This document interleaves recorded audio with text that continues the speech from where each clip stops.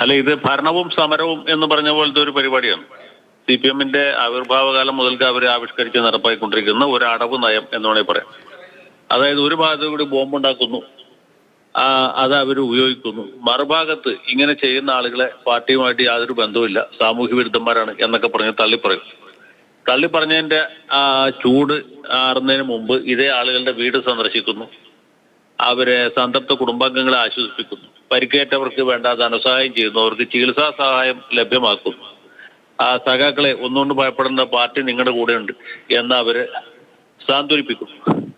ഇത് ഇന്നൊന്നല്ല തുടങ്ങിയതല്ല. ഇപ്പൊ 1971 കാലത്ത് 70-ൽ മട്ടന്നൂര് KSRTC ബസ് തടഞ്ഞു നിർത്തി പെട്രോൾ ഒഴിച്ച് കത്തിച്ച സംഭവം ഉണ്ടായി. 4 പേര് ആ ബസ്സിന്റെ അകത്ത് വെന്ത് മരിച്ചു.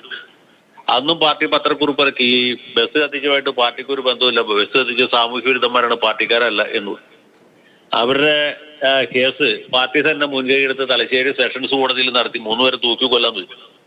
പാർട്ടി തന്നെ ഹൈക്കോടതിയിൽ അപ്പീൽ കൊടുത്തു, ഈ തൂക്കിക്കൊല ജീവപര്യന്തമാക്കി കുറച്ചു. അവരുടെ കുടുംബത്തിന് വേണ്ട എല്ലാ സഹായവും പാർട്ടി തന്നെ ചെയ്തു. ആരുടെ? ബസ്സിൽ കത്തി മരിച്ച ആൾക്കാരുടെ അല്ല, ഈ ബസ് കത്തിച്ച ആളുകളുടെ. അങ്ങയുടെ ഒരു കാര്യം ചോദിച്ചോട്ടെ, അതായത് ഈ വടകര തെരഞ്ഞെടുപ്പ് നടക്കാൻ പോയണം, വളരെ കടുത്ത മത്സരമാണ് നടക്കുന്നത്. പാനൂർ വടകര മണ്ഡലത്തിൽ പെടുന്നു, ഒപ്പം തന്നെ കണ്ണൂർ ലോക്സഭാ മണ്ഡലത്തിൽ സ്വാധീനിക്കും. കേരളം ആകെയും CPM-ന്റെ അക്രമ രാഷ്ട്രീയം വീണ്ടും വലിയ ചർച്ചയാകും എന്നതിൽ യാതൊരു തർക്കവുമില്ല. അങ്ങനെ ഒരു സമയത്ത്, ആ ഒരു സാഹചര്യത്തിൽ പാർട്ടി സംസ്ഥാന സെക്രട്ടറി വരെ തള്ളിപ്പറയുന്ന ഒരു സാഹചര്യം ഉണ്ടാകുന്നു. തൊട്ടു പിന്നാലെ ഇത്തരത്തിലൊരു സന്ദർശനം നടത്താൻ അതിന് മുതിരുന്ന ഒരു ധൈര്യം, അല്ലെങ്കിൽ അതിനുള്ള ഒരു, അതിനെന്താണ് വിശേഷിപ്പിക്കേണ്ടത്, എന്താണ് പറയേണ്ടത് എനിക്കറിയില്ല, അത് എവിടെ നിന്ന് കിട്ടുന്നു CPM-ന് എന്നുള്ളതാണ്. അത് അവരുടെ വീട്ടിൽ സന്ദർശിക്കാതെയും ശവസംസ്കാര ചടങ്ങിൽ പങ്കെടുക്കാതെയും അവർക്ക് ധനസഹായം ചെയ്യാതെയും നാട്ടിൻപുറത്ത് പാർട്ടിയുടെ ഏരിയ കമ്മിറ്റി മെമ്പർക്കോ ലോക്കൽ സെക്രട്ടറിക്കോ ജീവിക്കാൻ പറ്റുമോ? പാർട്ടി പറഞ്ഞിട്ടാണ് ഇവര് ബോംബുണ്ടാക്കാൻ പോയത്. അല്ലാണ്ട് വിഷുവിന് പൊട്ടിക്കാൻ വേണ്ടിയല്ല ഈ നാടൻ ബോംബ് ഉണ്ടാക്കിയത്. വിഷുവിനോ ചെറിയ പെരുന്നാളിനോ വേണ്ടിയിട്ടല്ല ബോംബ് ഉണ്ടാക്കുന്നത്. ബോംബ് ഉണ്ടാക്കുന്നത് ഈ തെരഞ്ഞെടുപ്പുമായിട്ട് ബന്ധപ്പെട്ട കലാപ പരിപാടികൾക്കും വേണ്ടിയിട്ടാണ്. 2009-ലെ പാർലമെന്റ് തെരഞ്ഞെടുപ്പ് എടുക്കുമ്പോൾ സമുന്നത നേതാവ് സഖാവ് P. ജയരാജന്റെ മകൻ ഈ ബോംബുണ്ടാക്കുമ്പോൾ കയ്യിലിരുന്ന് ബോംബ് പൊട്ടി അദ്ദേഹത്തിന്റെ കൈപ്പത്തിക്ക് സാരമായി പരിക്ക് പറ്റി. നിങ്ങൾ ചാനലിൽ നോക്കിയാൽ അതിന്റെ ഇത് വാർത്തകളും വിഷ്വൽസും ഒക്കെ കാണും. 2009-ൽ അന്ന് പറഞ്ഞ് വിഷുപ്പടക്കം പൊട്ടി മകന് അപായം വന്നു എന്നാണ്. എത്രയോ നാളാ ചെറുപ്പക്കാരൻ ആശുപത്രിയിലെത്തി. അപ്പൊ ഇത് ഇന്നൊന്നലെ ആരംഭിച്ചല്ല. ഇനി ഒരു കാര്യം കൂടി പറയാം, CPM-കാർ മാത്രമല്ല, ഇത് തത്തുല്യമായ രീതിയിൽ RSS-കാരും മുസ്ലിം ലീഗുകാരും ഒക്കെ ചെയ്യുന്നുണ്ട്. ഇപ്പൊ അപകടം പറ്റിയത് CPM-കാരുടെ ആയതുകൊണ്ട് ഇവിടെ വലിയ ചർച്ചാ വിഷയമായി. മാത്രമല്ല തെരഞ്ഞെടുപ്പ് അടുത്ത സമയമായതുകൊണ്ട് പ്രത്യേകിച്ചു. ഒരു സമാധാന അന്തരീക്ഷം തകരുന്ന ഒരു സാഹചര്യം കൂടിയുണ്ടല്ലോ. അങ്ങ് സൂചിപ്പിച്ച പോലെ തന്നെ ഈ മറ്റു കേന്ദ്രങ്ങളിലും ഇത്തരത്തിലുള്ള ബോംബ് നിർമ്മാണം നടക്കുന്നു എന്ന് പറയുമ്പോൾ തെരഞ്ഞെടുപ്പ് നടക്കാതിരിക്കുകയാണ്, അതിനെ വലിയ രീതിയിൽ ജനാധിപത്യ ഉത്സവം കൊണ്ടാടാൻ നിൽക്കുന്ന സമയത്താണ് ഇത്തരത്തിലുള്ള സംഭവ വികാസങ്ങൾ ഉണ്ടാകുന്നത്. ഈ ബോംബ് നിർമ്മിച്ച ആളുകളല്ലാണ്ട് മറ്റെവിടെയെങ്കിലും ബോംബ് വർഷിക്കാൻ തന്നെയായിരിക്കുമല്ലോ ഈ ബോംബ് ഉണ്ടാക്കുന്നത്.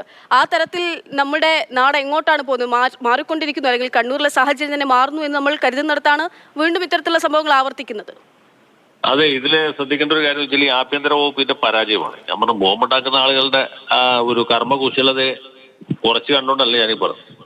ആഭ്യന്തര വകുപ്പിന്റെ, പ്രത്യേകിച്ച് പോലീസിന്റെ പരാജയമാണ്, ഇന്റലിജൻസുകാരുടെ പരാജയമാണ്. ഇങ്ങനെ ബോംബുണ്ടാക്കുന്നതൊക്കെ ആരും അറിയാതെയാണെന്ന് നിങ്ങൾക്ക് തോന്നുന്നു. കൃത്യമായ വിവരം അതാത് സമയങ്ങളിൽ പ്രാദേശിക പോലീസ് സ്റ്റേഷനുകളിലും കൊടുത്തിട്ടുണ്ട്. അതിന് ശേഷമാണ് ഇത് ഉണ്ടാക്കുന്നത്. എന്തെങ്കിലും പറ്റിക്കഴിഞ്ഞാൽ അപ്പം തന്നെ പോലീസ് സഹായം കിട്ടാൻ വേണ്ടി, അല്ലെ ആംബുലൻസ് സഹായം കിട്ടാൻ വേണ്ടി. പോലീസുകാർക്ക് അറിയാത്തൊന്നുമല്ല. അപ്പൊ ഇത് എന്തുകൊണ്ട് ചെയ്യുന്നത് വെച്ചാൽ ഭരിക്കുന്ന പാർട്ടിയായിട്ട് പോലീസ് ഒന്നും ചെയ്യുകയില്ല എന്ന് ഇവർക്ക് നല്ല ബോധ്യമുണ്ട് എന്നുള്ളത് കൊണ്ട്. അത് ആഭ്യന്തരത്തിന്റെ ഒരു പരാജയമാണ്. ഇങ്ങനെയുള്ള അക്രമ സംഭവങ്ങൾ തടയാനും അതിനെതിരെ നടപടി എടുക്കാൻ ഇവിടെ ആരുമില്ല എന്നൊരു തോന്നലിൽ നിന്നാണ് CPM-ന് മാത്രമല്ല അവരുടെ എതിർ പാർട്ടികൾക്കും ഇങ്ങനെയുള്ള കാര്യങ്ങൾ ചെയ്യാനുള്ള ധൈര്യം ഉണ്ടാകും.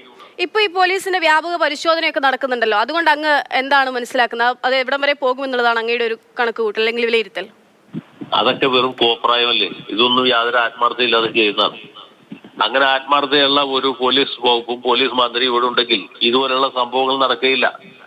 ഇവിടെ തിരുവഞ്ചൂർ രാധാകൃഷ്ണനും രമേശ് ചെന്നിത്തലയും ആഭ്യന്തരമന്ത്രി ആയിരുന്നപ്പോൾ ഇതുപോലെയുള്ള സംഭവങ്ങൾ താരതമ്യേന കുറവായിരുന്നു, തീരെയില്ല എന്ന് തന്നെ പറയാം. കാരണം എന്ന് വെച്ചാൽ അവർ കോൺഗ്രസ്സുകാരാണ്, ബോംബുണ്ടാക്കുന്നതിൽ അവർക്ക് താല്പര്യമില്ല, അവരുടെ പാർട്ടിക്കാർ ബോംബുണ്ടാക്കുന്നില്ല. അതുകൊണ്ട് പോലീസിന് കർശന നിർദ്ദേശം നൽകി.